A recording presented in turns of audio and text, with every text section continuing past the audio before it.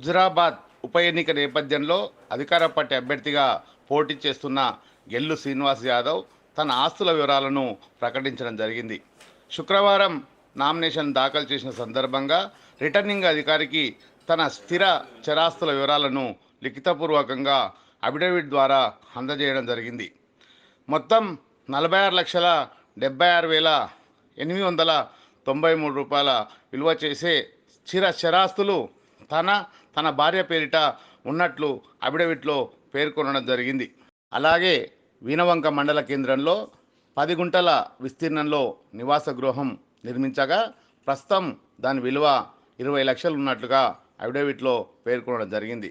తన భార్య శ్వేత పేరిట 23,97,491 రూపాయ విలువ చేసే ఆస్తులుండగా 5,000 నగదుతో పాటు 11,94,491 రూపాయి చరాస్తులు 12 లక్షల విలువ చేసే స్థిరాస్తి ఉన్నట్లు ప్రకటించడం జరిగింది.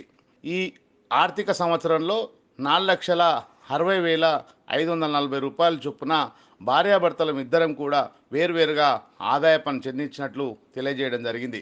ఇద్దరు కూడా తుక్కు వ్యాపారం చేసి తద్వారా పైన పేర్కొన్న ఆదాయం ఆర్జించినట్లు అఫిడవిట్లో పేర్కొనడం జరిగింది.